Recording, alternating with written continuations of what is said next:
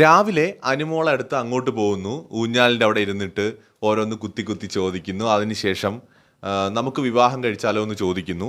Anumol എടുത്തടിച്ചതുപോലെ no എന്ന് പറഞ്ഞില്ല, അല്ലെങ്കിൽ നിങ്ങളെ എനിക്ക് ഇഷ്ടമല്ല എന്ന് പറഞ്ഞില്ല, നിങ്ങളെ അങ്ങനെ കണ്ടിട്ടില്ല എന്ന് പറഞ്ഞില്ല, ബ്രദറാണെന്ന് പറഞ്ഞില്ല, അങ്ങനെ ഒന്നും എടുത്തടിച്ച പോലെ പറഞ്ഞില്ല.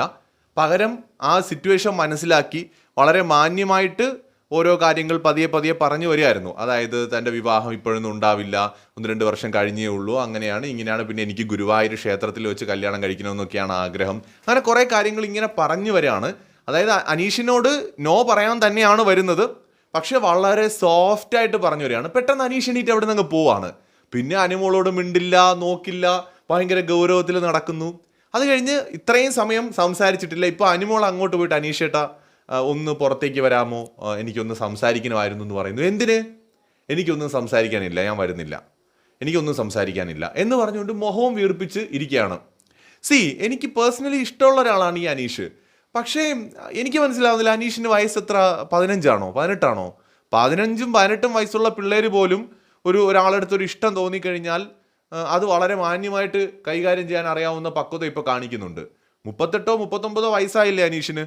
ഒരു തവണ വിവാഹം കഴിക്കുകയും വിവാഹമോചനത്തിലേക്ക് വരെ എത്തുകയൊക്കെ ചെയ്തൊരു മനുഷ്യനാണ്. ജീവിതത്തിൽ ഒരുപാട് അനുഭവങ്ങളും ഒരുപാട് ജീവിത പരിചയങ്ങളും ഒക്കെ ഉള്ള ഒരാളാണ്. അനുമോളേക്കാൾ കൂടുതൽ അനുഭവങ്ങളുള്ള മനുഷ്യനാണ്. പല പല മേഖലകളിൽ തൊഴിൽ ചെയ്തിട്ടുണ്ട്, പല വഴികളിലൂടെ കടന്നു വന്നയാളാണ്, ഒരുപാട് വായനാശീലമുള്ള ആളാണ്. അങ്ങനത്തെയൊക്കെ വിവരവും വിദ്യാഭ്യാസവും ആ വീട്ടിൽ ആരെക്കാളും നന്നായിട്ട് അറിവും ഒക്കെ ഉള്ളൊരു മനുഷ്യൻ ഈ ഒരു സന്ദർഭത്തിൽ ഇങ്ങനെയാണോ പെരുമാറേണ്ടത്? എനിക്കത് മനസ്സിലാവുന്നേ ഇല്ല. ഇങ്ങനെയാണോ പെരുമാറേണ്ടത്? എനിക്ക് തോന്നുന്നത് ഒന്നുകിൽ ഇത് അദ്ദേഹത്തിൻ്റെ ഗെയിം ആയിരിക്കും. അദ്ദേഹം ഇങ്ങനൊരു ഗെയിം കളിക്കുകയാണെങ്കിൽ ശരിക്കും പറഞ്ഞാൽ വളരെ മോശമാണത്. എന്നെ സംബന്ധിച്ചിടത്തോളം ഈ സീസണിൽ അനുമോളോ അനീഷോ ആര് ജയിച്ചാലും എനിക്ക് ഭയങ്കര സന്തോഷമാണ്, സത്യം പറയാമല്ലോ. കാരണം ഇവരൊക്കെ ഡിസർവിങ് ആണ്. ഞാൻ മുൻപ് പറയാറുണ്ട്, അക്ബർ ജയിച്ചാൽ പോലും എനിക്കൊരു വിഷമവുമില്ല. കാരണം ഇവരെല്ലാവരും ഏതെങ്കിലുമൊക്കെ രീതിയിൽ അതിനകത്ത് ഗെയിം കളിച്ചൊക്കെ നിൽക്കുന്നവരാണ്. ഇതൊരു 1 മാൻ ഷോ സീസൺ ആയിരുന്നില്ല. അപ്പം അതുകൊണ്ട് ഇവരെ ആര് ജയിച്ചാലും നമുക്ക് സന്തോഷമേ ഉള്ളൂ. പക്ഷെ ജയിക്കാൻ വേണ്ടിയിട്ട് ഒരുപാട് വളഞ്ഞ വഴികളൊന്നും ആരും എടുക്കരുത്. അനുമോള് വുമൺ കാർഡ് ഇറക്കുന്നതിനെ വളരെ ശക്തമായ ഭാഷയിൽ വിമർശിക്കുന്ന ഒരാളാണ് ഞാൻ. ഒരു കണ്ടസ്റ്റന്റിനെതിരെയും അത് എടുക്കാൻ പാടില്ല എന്ന് പറയുന്ന ഒരാളാണ് ജയിക്കാൻ വേണ്ടിയിട്ട്. അതുപോലെ തന്നെ ഒരാളുടെ ഇമോഷൻ വെച്ചിട്ട് നമ്മൾ ഒരിക്കലും ഗെയിം കളിക്കരുത്. ഇവിടെ അനീഷ് ഗെയിം കളിക്കുന്നതായിട്ടാണ് ഈ ഘട്ടത്തിൽ എനിക്ക് തോന്നുന്നത്. അല്ലെങ്കിൽ പിന്നെ അനുമോള് സംസാരിക്കാനായിട്ട് വിളിക്കുമ്പോൾ ശരി അനുമോൾ വരൂ നമുക്ക് സംസാരിക്കാം എന്ന് പറഞ്ഞ് അയാൾ പോയിരുന്ന് സംസാരിക്കണ്ടേ. അല്ലാതെ വിവാഹം എന്ന് പറയുന്നത് ചെന്ന് ചോദിച്ച ഉടനെ നമുക്ക് കല്യാണം കഴിച്ചാലോ എന്തൊരു പെണ്ണിനോട് പോയി ചോദിക്കുന്നു, അവൾ ഓ ചേട്ടാ കെട്ടാം എന്ന് പറഞ്ഞ് ചാടി അങ്ങ് വരുന്നു. അങ്ങനെയല്ലല്ലോ. അതിനൊക്കെ ഒരു സമയവും കാലവും ആലോചനകളും ഒക്കെ ഒരുപാട് വേണ്ടേ. വിവാഹം എന്ന് പറയുന്നത് അനീഷിനെ അറിയുകയും ചെയ്യാം. അദ്ദേഹം ഒരു വിവാഹ ബന്ധത്തിൽ പരാജയപ്പെട്ടൊരു മനുഷ്യനാണ്. അദ്ദേഹം പരാജയപ്പെട്ടു എന്ന് ഞാൻ പറയുമ്പോൾ ആ വിവാഹ ബന്ധം പരാജയപ്പെട്ടു എന്നുള്ളതാണ്. അപ്പോൾ അതുകൊണ്ട് ഡിവോഴ്സ് ആയൊരു മനുഷ്യനാണ്. അപ്പോൾ അദ്ദേഹത്തിന് അറിയാം വിവാഹം എന്ന് പറയുന്നത് എളുപ്പമല്ല. അത് 2 വ്യക്തികൾ പരസ്പരം വളരെ നന്നായിട്ട് ആലോചിച്ച്, 2 കുടുംബങ്ങൾ ഉണ്ടെങ്കിൽ ആ കുടുംബങ്ങൾ ആലോചിച്ചൊക്കെയാണ്. നമ്മുടെ നാട്ടിൽ ഇത് കുടുംബത്തിൽ ഉപരിയായിട്ട് 2 വ്യക്തികൾ വളരെ കൂടുതൽ ആലോചിക്കേണ്ട ഒരു വിഷയമാണ്. അപ്പൊ അങ്ങനെയൊക്കെ എടുക്കേണ്ട തീരുമാനമാണത്. അവിടെ ഒരു പെൺകുട്ടിയോട് കുറച്ച് ദിവസം സംസാരിച്ചു അല്ലെങ്കിൽ അടുത്തിടപെട്ടു എന്ന് പറഞ്ഞ ഒരാൾ ഒരു ഇഷ്ടം ചെന്ന് പറഞ്ഞാൽ ഉടനെ തന്നെ ആ പെൺകുട്ടി അത് അക്സെപ്റ്റ് ചെയ്യണമെന്ന് ആരെങ്കിലും ശാഠ്യം പിടിക്കാൻ പാടുണ്ടോ? അനീഷിനെ പോലത്തെ ഒരാൾ ഇങ്ങനെ അല്ല പെരുമാറേണ്ടത്. അനീഷ് കുറച്ചും കൂടി മെച്ചുവറായിട്ട് പെരുമാറണം. ഇതല്ല അനീഷിന്റെ ഗെയിം ആണെങ്കിൽ അനീഷ് വളരെ മോശം.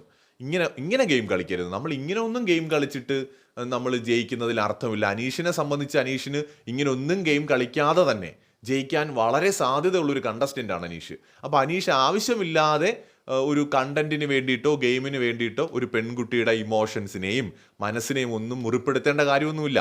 അവരവിടെ ആകെ ആശങ്കപ്പെട്ട് നിൽക്കുകയാണ്. കാരണം ബിഗ് ബോസ് പോലത്തെ ഒരു പ്ലാറ്റ്ഫോമിൽ ഇങ്ങനെ ഒരു പ്രപ്പോസൽ നമ്മുടെ മുമ്പിലേക്ക് വരുമ്പോൾ അത് ഹാൻഡിൽ ചെയ്യുക എന്ന് പറയുന്നത് എളുപ്പമല്ല. ഞാൻ ഇപ്പോഴും ഓർക്കുന്ന ഒരു കാര്യമുണ്ട്. നമ്മുടെ മണിക്കുട്ടൻ സീസൺ 3 മണിക്കുട്ടൻ ഇത്തരം ഒരു സാഹചര്യം ഹാൻഡിൽ ചെയ്യാൻ പറ്റാതെ മണിക്കുട്ടൻ മാനസികമായിട്ട് തകർന്നു പോയിട്ടുണ്ട് പല സന്ദർഭങ്ങളിലും. ഇതെങ്ങനെ ഹാൻഡിൽ ചെയ്യണമെന്ന് അറിയത്തില്ല. സീസൺ 4 ദിൽഷ വളരെ ബുദ്ധിമുട്ടി ആ സിറ്റുവേഷൻ ഹാൻഡിൽ ചെയ്യാൻ വേണ്ടിയിട്ട്. അതുപോലെ ഏതൊരു മനുഷ്യനും ആണോ പെണ്ണോ ആയിക്കോട്ടെ, നമ്മളെടുത്ത് ഒരാൾ പ്രണയം പറഞ്ഞ് ബിഗ് ബോസിനകത്ത് വരുമ്പോൾ നമുക്ക് ഒരുപാട് കാര്യങ്ങൾ ചിന്തിക്കേണ്ടതുണ്ട്. റിയൽ ലൈഫിൽ നമ്മളിപ്പോൾ ഒരാളെടുത്ത് നോ എന്ന് പറയുന്ന പോലെ നമുക്ക് ബിഗ് ബോസിനകത്ത് പറയാൻ ചിലപ്പോൾ പേടിയും കാണും. കാരണം ഇത് കാണുന്ന ഓഡിയൻസ് എങ്ങനെ ജഡ്ജ് ചെയ്യും എന്ന് കൂടി അവിടെ പറയേണ്ടി വരും.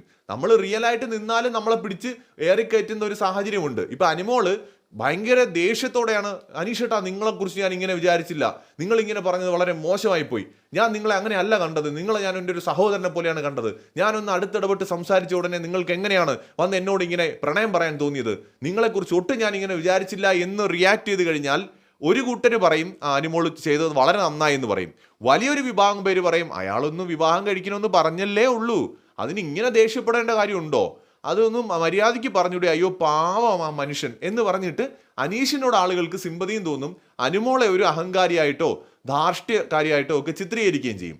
ഇവിടെ ഇപ്പൊ അനുമോള് പറയാണ് ചേട്ടാ നമുക്കത് എനിക്ക് അങ്ങനെയൊന്നും ഇല്ല ചേട്ടാ എന്ന് ഭയങ്കര സോഫ്റ്റ് ആയിട്ട് മാന്യമായിട്ട് പറഞ്ഞു കൊടുക്കാൻ ശ്രമിക്കുകയാണെങ്കിൽ അപ്പോൾ എന്ത് പറയും, അത് അനുമോള് ഹോപ്പ് കൊടുക്കുന്നു, അനുമോള് ഇത്തിരി കൂടെ സ്ട്രോങ് ആയിട്ട് പറയണമായിരുന്നു. സോ ഇത് ഭയങ്കര വല്ലാത്തൊരു പ്രതിസന്ധിയിലാണ് ഒരു കണ്ടസ്റ്റന്റിനെ കൊണ്ടിടുന്നത്.